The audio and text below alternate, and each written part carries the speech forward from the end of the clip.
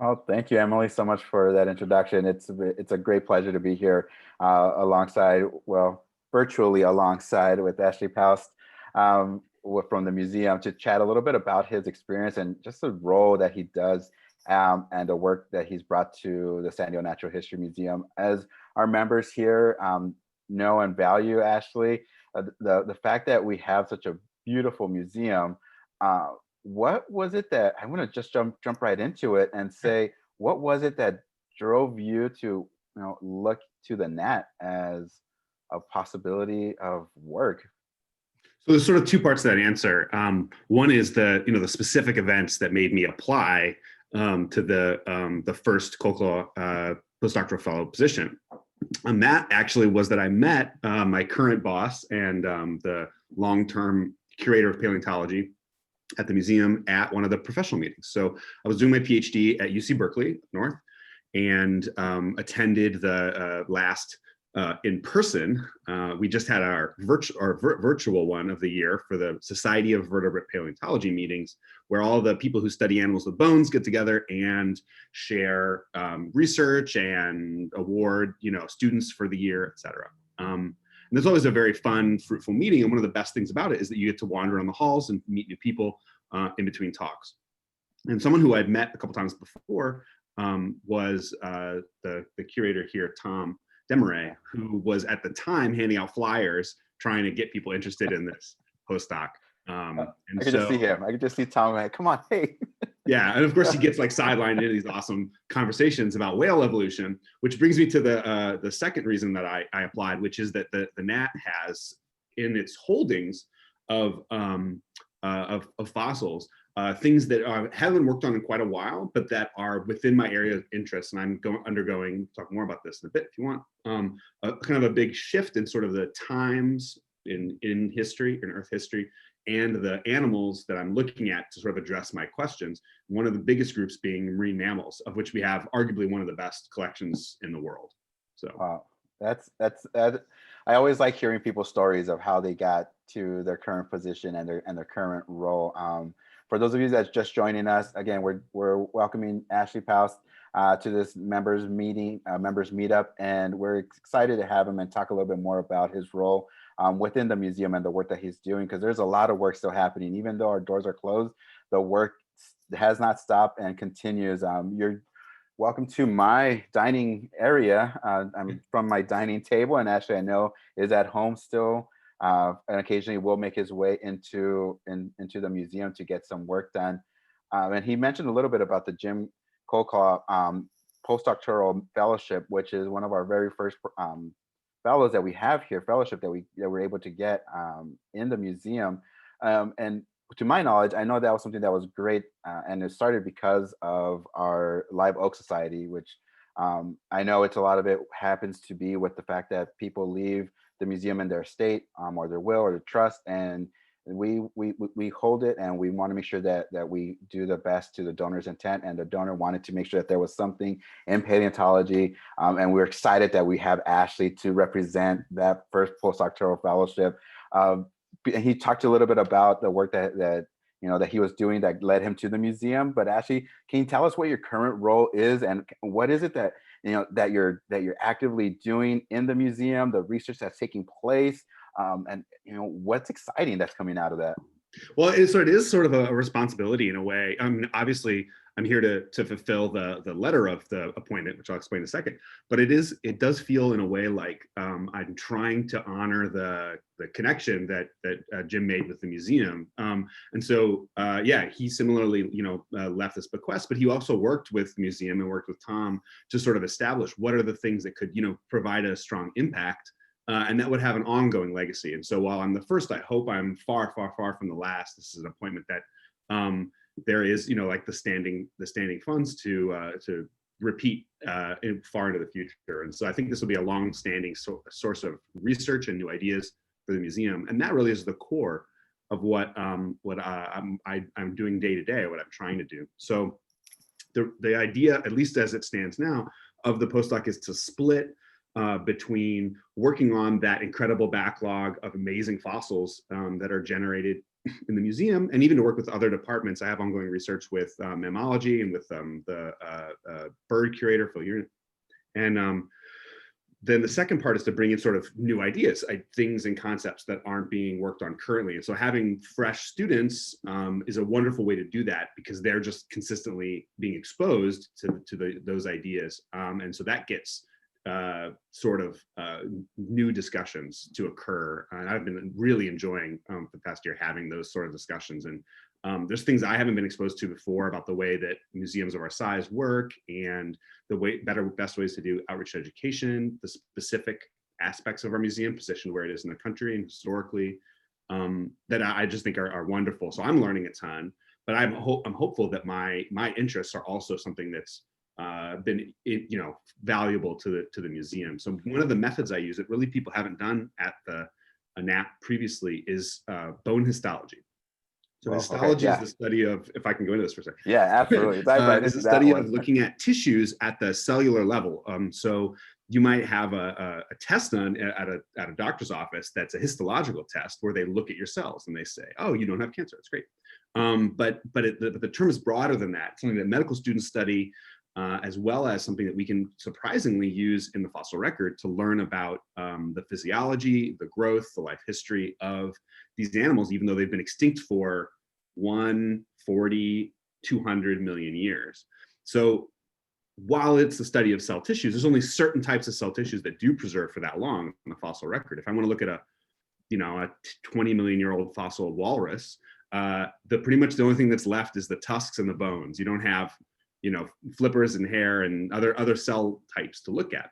So what I do does involve cutting up bones and teeth, and that at first to a museum is like, so we have to be very selective, obviously, in what we choose. But the reason that you have a museum collection, the same reason that you have a library, if you had a library and no one checked out the books, every time you check out a book, there's the risk of damage. But then that's the utility of that museum. And certainly the more delicate, more important specimens, you don't check out to just everybody. And I wouldn't cut up the most important specimens unless there was a really, really good scientific reason. But there's so much we can learn from this, such as whether walruses started to be sexually dimorphic early or late. But we can learn about how dinosaurs grew up and whether that's different from birds.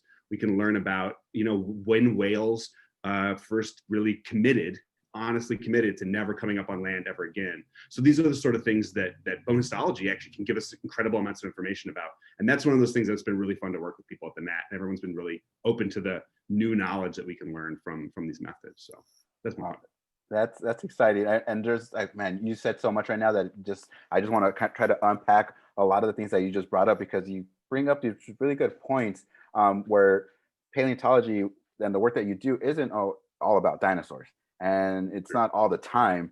So what else do you study? Like, what else is it that that's one of your favorite things to do as a paleontologist that has nothing to do with dinosaurs, which is what a lot of times when I talk to my 4-year-old daughter and I tell her I work at the San Diego Natural History Museum, she thinks everyone that works in the museum is a paleontologist. And she thinks that we all work for dinosaurs, and the work that we do is because of the dinosaurs. But I definitely want you to kind of break that up a little bit and talk about the work that you do, and some of your favorite work that has nothing to do with the fact that dinosaurs, or why isn't there any dinosaurs in San Diego? So I have gotten to work on some dinosaurs, and I guess I'll start by totally subverting your question and showing you a photograph of a dinosaur. So this is a small dinosaur Wulong that we just published this year, and this art is actually by our in-house director of design and art, Eric Toussaint. And so that was a wonderful opportunity to sort of mesh some of these different things that we are doing. So literally working on dinosaurs, even if you're doing that, the museum that's not the only thing that the museum is doing, right? We communicate this information to the public and we coordinate with news agencies. This art was managed to make it to over 100 different news articles all over the world. And so those are the sort of things that we increase our range and we learn really neat facts and are able to share those with everybody through other aspects of the museum. So even when you're working on dinosaurs, that's not the only thing that the NAT is doing. But really, you make a great point. Why doesn't the NAT have more dinosaurs? And the bottom line is that the rocks aren't here. So a really crazy fact, and bear with me, this will take like 1 second of background, is that San Diego didn't exist during the time of the dinosaurs.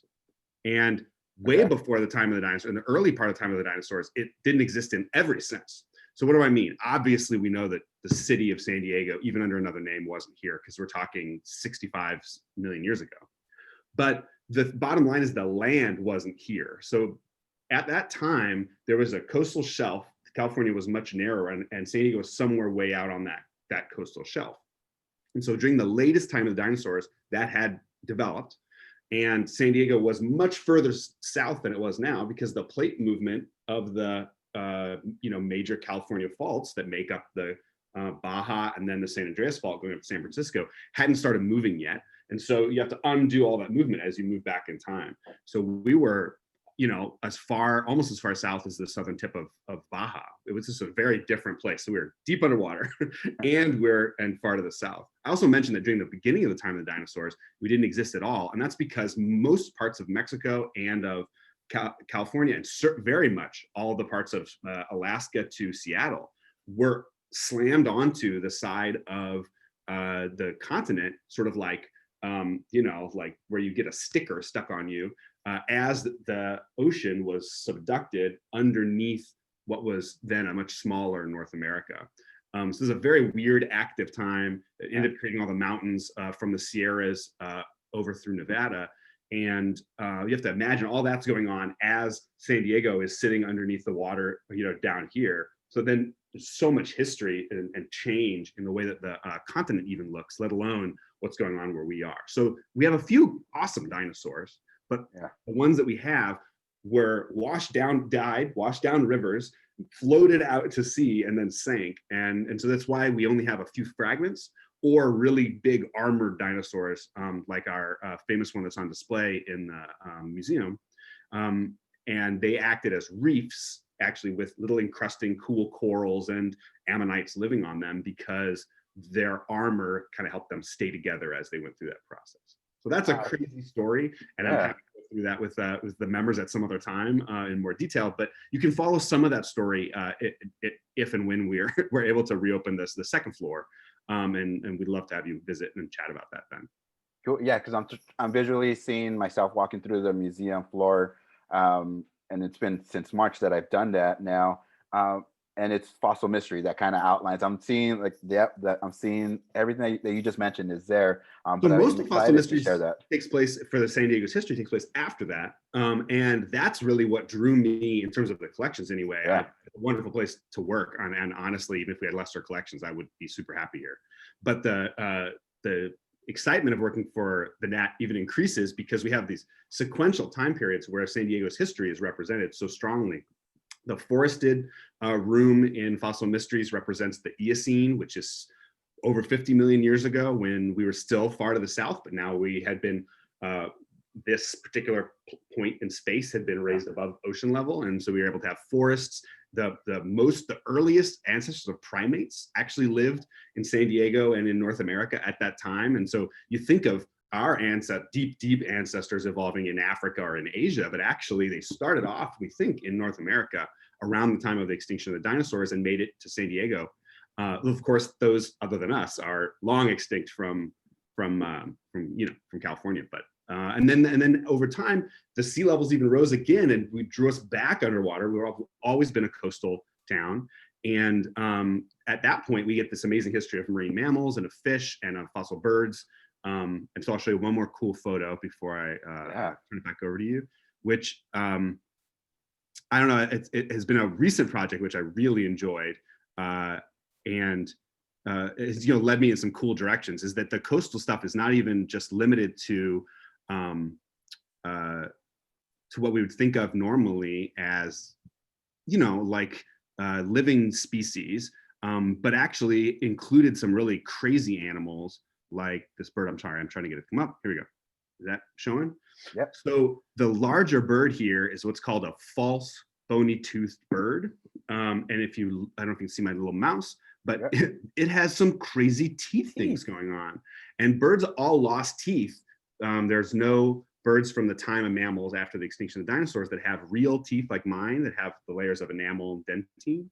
But these birds, for whatever reason, maybe to pick up slippery fish, evolved parts of the jaw that would actually stick down like spikes and be covered with beak. And so they're pretty intimidating beasts. Also, they just happen to be the largest birds that ever flew in terms of the length of the wingspan. Then we're talking like 21 feet, which is really out of control. Yeah. And yeah, they would have had trouble during COVID because they couldn't even open their wings in my apartment. But yeah, so that's cool because it allows us to understand these coastal environments as they develop through time. You'll notice in the background, jumping out of the water are little things that look like penguins. That's because the most recent fossils that I've worked on actually come from the Antarctic Peninsula. So we're talking below the Arctic Circle. At the time, though, it wasn't frozen because this is in that Eocene period when San Diego was a rainforest. But one thing that's really neat is that this has relevance back up directly to where we are today. So one of the next research projects I'm really interested in is we have a wing bone from one of these giant bony toothed birds from San Diego, and it's never been looked at before that what we found in the collections. So people who had first done the research after this was collected had noted, oh, this is a really large bird and it might be one of these.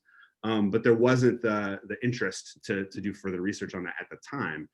So going back and finding that means it's fun because information work that we do in Antarctica can actually inform the way we think about the rainforests of San Diego and our own history. So I think that's been really fun. Yeah, that's super fascinating because I know we definitely have information about that on our blog posts. So definitely, if any of our members listening today want to know more about it and learn more about it, we definitely have a cool, detailed blog post about it on our website. Feel free to jump right into there. If any member has a question that they want to ask Ashley, we definitely want to get to them as well. But if we don't get to it, we also want to let you know that we will get these questions to Ashley, and when we post this recording video on YouTube, we will have him answer them and post them in the description below that linked video. So again, if you have any questions that you want to know about Ashley or kind of a little bit more about the work he's doing, shoot it over to us. We will definitely try our best to get it into this session right now. But you brought up some really fascinating points, Ashley, that you talked about our collection and the interesting point that that really kind of drew you to the museum. I mean, what role do collections play in the work that you do and for museums as a whole?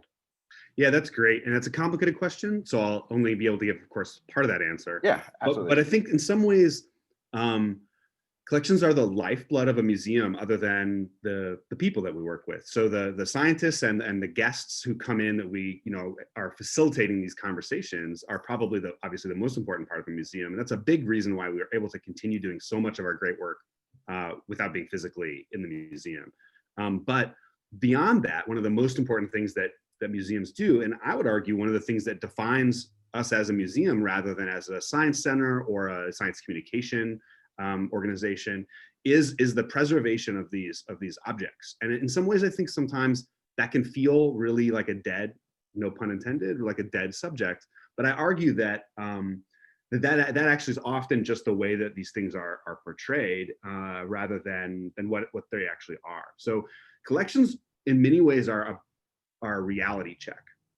So one of my favorite authors, Oliver Sacks, who's actually a neuroscientist, when he was a child, he would go to the Natural History Museum in London. And for him, as someone who was like increasingly interested in things like the elements or the human brain that are a lot harder to get your hands on, and as he was developing his mental framework, he loved seeing fossils because fossils are proof of reality. So when you talk about evolution, that's really hard to pin down, and most of it happens either too small and too fast. These little changes in the outside coat of the coronavirus that are making it more infectious or allow it to infect mink in Europe. Those are changes that are evolutionary. They're selected. They're coming from the genes and making a change in the animal's life through generations, but they're really hard to imagine. Or they're so big. How does a bird evolve teeth? How does a dinosaur turn into a bird? Like, how do whales lose their back legs? These are such big changes that they're really hard to grasp. But a fossil that you can see, oh, well, this is a walrus that we have on display at the San Diego Natural History Museum, but it only has tusks and no other teeth. That's a physical thing you can, well, not always put your hands on, but sometimes. And it's a physical thing that you can see that acts as a little marker for the history of this immense deep past, what we sometimes call deep time, that is an entry point. And that's just for fossils. I mean, the same thing is true for biology. I don't know if we have time to get into this too much, but one thing we were talking about before, Hector, is if we didn't have museum collections, in the 1960s, we absolutely would have given Bigfoot a real biological name, because there were enough people out there who believed that Bigfoot was a real monster running around, and they would have given it a scientific name. And then that would have been in the literature, and we would have had to talk about it when we talked about diversity of primates in North America now, or even more ridiculous things like weird sea monsters and stuff. So the process of really doing the hard work. I'm not saying Bigfoot, it's impossible. I don't want to alienate the Bigfoot vote here. But the key line is there are certain responsibilities we have in order to do that reality check. And so having a specimen in a museum to act as like the anchor point for these scientific names, and having a variety of things that people can study is so valuable, so necessary to keep us sort of on the straight and narrow. And then beyond that, it is, like I was saying before, a library. It allows us to understand how we were thinking about nature through hundreds of years, and to do research that we couldn't have done previously. The bird collection has allowed us to understand things about nesting sites that are along the San Diego coast that go way back before anybody's living memory. And those things have changed as we've developed along the coast, and we wouldn't be able to, answer these questions about where we should be protecting shearwaters or, whatever different seabirds without that backdrop of information. And one last little punch is San Diego. We continue to do building projects. We're working on the new stadium down in the valley, or a road cut to shore up and help protect the highway system. And we find fossils. And so because we're in the great state of California, California, Nevada, and a few other states have laws that anytime public dollars are involved in a construction project, there needs to be a mitigation team. And we're one of the only museums in the world that actually has an in-house fossil mitigation team. And we actually have a biological services, a biotic team as well, that make sure that plants and animals aren't getting harmed. But really uncommonly, we also have this for fossils. So we go out and we monitor, and we then get these fossils that would have been destroyed by backhoes, and we're able to save those for science and get a good look at the rocks before it's covered up by a parking lot. And so that information, that happens at a pace we may not get to research every single one of those in real depth, but then we know that, have that information on file for the state of California, for San Diego, for the world, and people, hopefully like me, which is really fun, get the opportunity to come back, then pull out those files, tray of amazing fossils, and say, oh, this allows us to learn something really cool about the area. Awesome. Well, Ashley, we're wrapping up. We're getting the signal from producer Emily telling us, okay, gentlemen, we need to start wrapping this up. I'm going to leave you with this last question to ponder, and maybe we can get you to answer it in the description when we post this recording on YouTube. What projects are you looking forward to? Because you kind of talked a little bit about, COVID and the pandemic. Projects that you came in excited about, and maybe they took a little bit back burner time. But what are you excited about for the future? What are you excited about for the future of the NAT and the work that's going to be coming up, post-pandemic? Again, we ran out of time, but I definitely want to see if that's something that you could ponder a little bit. And I can see the excitement. I can see the passion that you have for the work that you do. Ashley, we thank you so much for you joining us today. Any last kind of comment that you want to shoot out to all of our members that are listening today? Yeah, so in terms of the future, there's some really cool work that I'm hoping to do that again combines that tissue level question with these bigger questions. So that toothless walrus that I mentioned, that's from it's called Balanictus chulavistensis, because it's found in Chula Vista. That actually is a really bizarre animal, and so to understand how it lived and how it was able to stay underwater to eat mollusks and clams and things, we're actually working on understanding how its bones grew. So those are the sort of things that are going to be, I think, really neat moving forward. We've also been able to do some really cool international partnerships, and that's been, I think, a fun part of being a postdoc here, is that I can help increase the larger reach of the scientific aspect of paleontology at the NAT. So we're working with researchers in Japan and in the East Coast and in England to work on some of our fossils, but then compare stuff that's outside of our region as well. So that's all been really, really fun. I just will tell you, I'm really happy to be here, and the really cool group of supporters that our museum has makes this just a blast. So please follow up with questions. If there's anything I can do for you, let me know.